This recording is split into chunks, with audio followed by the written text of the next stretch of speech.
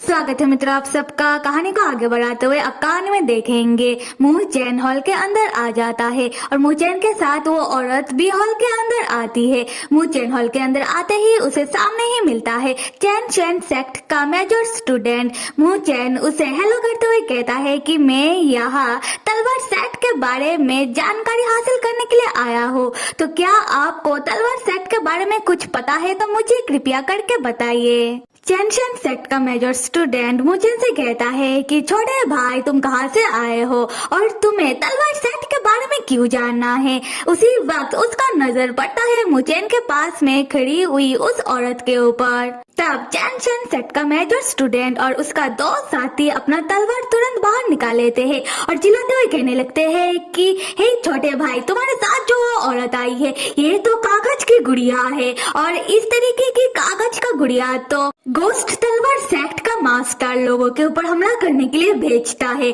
तो क्या तुम्हें भी गोस्ट तलवार सेक्ट का मास्टर ने इधर भेजा है। ये सुनते ही मुचैन को कुछ समझ नहीं आता, तो मुचैन कहने लगता है कि मैं तो इस औरत को जानता तक नहीं, ये औरत तो मुझे रास्ते में मिली थी और क्या गोस्ट तलवार सेक्ट का मास्टर ये कौन है और क्या होता है मुझे कुछ नहीं पता।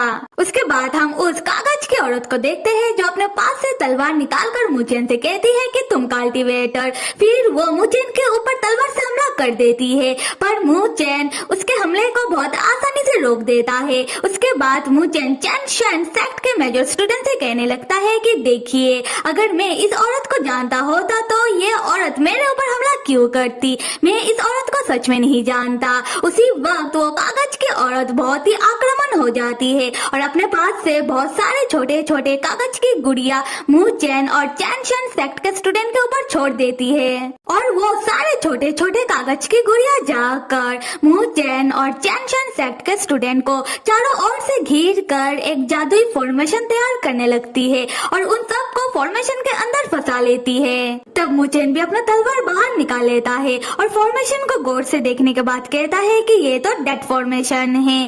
तब चैन चैन सेक्ट का मेजर स्टूडेंट मुचैन से कहता है कि छोटे भाई, अगर तुम्हें पता चली गया है कि ये कौन सा फॉर्मेशन है तो तुम्हें ये भी पता होगा कि इस फॉर्मेशन का तोड़ क्या है, तो कुछ तो करो। मुचैन कहता है कि हाँ। उसके बाद मुचैन अपना तलवार से एक कागज की गुड़िया के बीचों बीच हमला करके उसे बीच से फाड़ देता है, जिससे वो कागज की गुड़िया बीच में ही फॉर्मेशन को छोड़ के वो रोते हुए भागने लगता है। तब फॉर्मेशन टूट जाता है और बाकी सब कागज की गुड़िया और वो कागज का औरत फॉर्मेशन टूटते ही वो लोग समझ जाते हैं कि अभी कुछ नहीं किया जा सकता, तो वो लोग मुचैन से डर के हॉल से भाग जाते हैं। तब मुचैन देखता है कि उस कागज की गुड़िया के ऊपर हमला करने के कारण मुचैन का तलवार छोटे छोटे पीसेस में टूट कर गिर जाता है।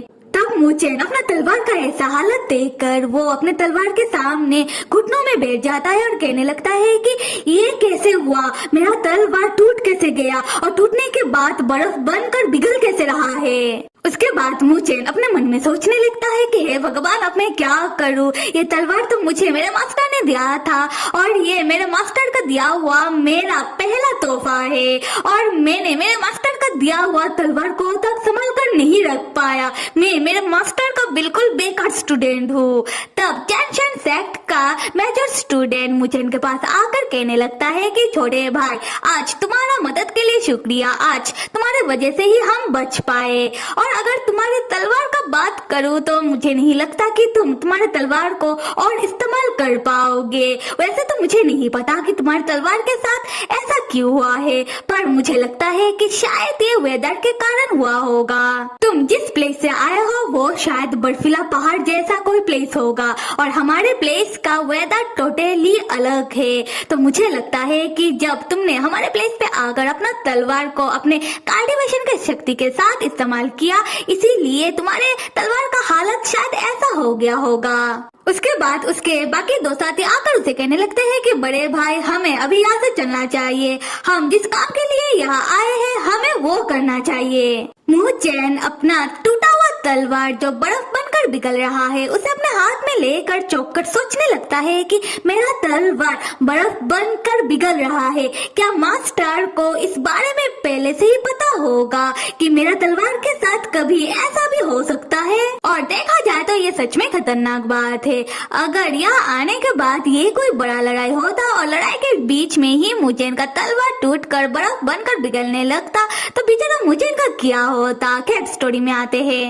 तब एक बंदा मुचेन को अपना तलवार को लेकर इतना ओवर रिएक्ट करता हुआ देखकर वो इनडायरेक्टली मुचेन का मजाक बनाने लगता है। उसके बाद वो इस पूरी सिचुएशन का मजाक बनाते हुए कहता है कि देख रहे हो, लग रहा है कि तलवार डिस्कशन कॉन्टेस्ट अभी से ही मजेदार होने लगा है। तब सामने ही हम डॉक्टर संग को बैठा हुआ देखते हैं, जिसको बिल्कुल बर्दाश्त नहीं होता मुचेन का मजाक बनता हुआ देखकर।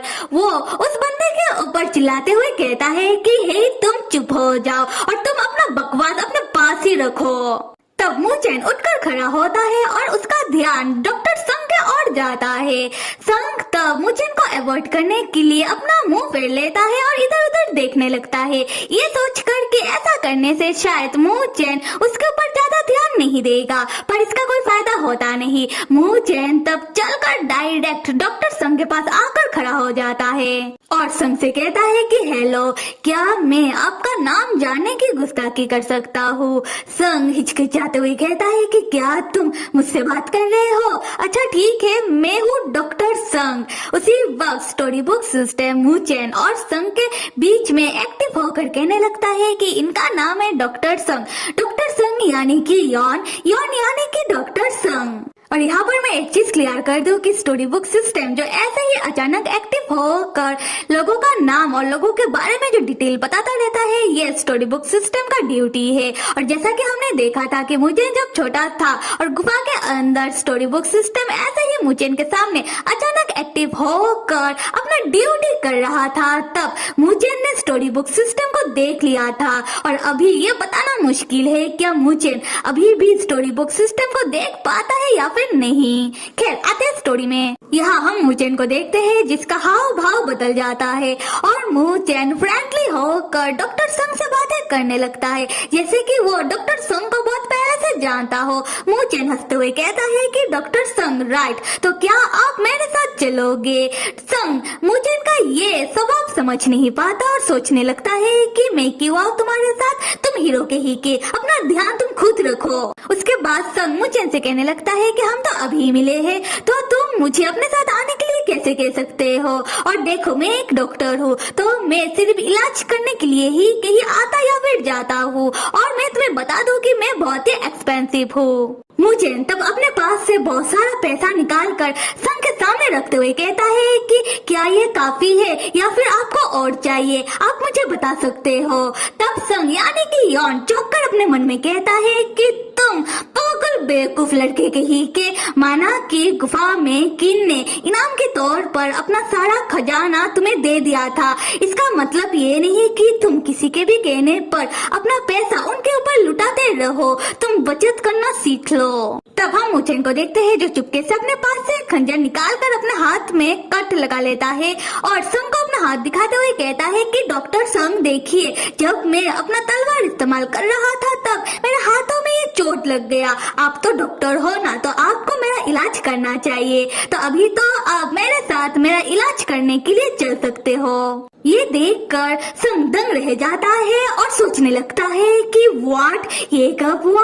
मैंने तो नहीं देखा तुम्हारे हाथ में चोट लगता हुआ, या फिर उम्र के साथ मुझे थोड़ा कम दिखाई देने लगा है। यहाँ मुचेन समझ जाता है कि डॉक्टर संग ऐसे नहीं मानने वाले, तो मुचेन अपने हाथ के घाव से जानबूझकर बहुत ज्यादा खून निकालने लगता है। ये देखकर डॉक्टर संग घबरा कर मुचेन का हाथ तुरंत पकड़ लेते हैं और मुचेन के लिए फिक्र करने लगते हैं। मुचेन डॉक्टर संग को उसके लिए फिक्र करता हुआ देखकर मुचेन डॉक्टर संग को गौर से देखकर निहारते हुए मुस्कुराने लगता है। तो फिर मेरे प्यारे मित्रों, इतना तक कहानी देखकर आप लोगों को क्या लगता है? जो भी लगता है कमेंट करके जरूर बताना, और कहानी को आगे देखने के लिए आप सब लाइक, सब्सक्राइब और कमेंट करना तो बिल्कुल भी मत भूलिएगा। Till then stay with me and see you.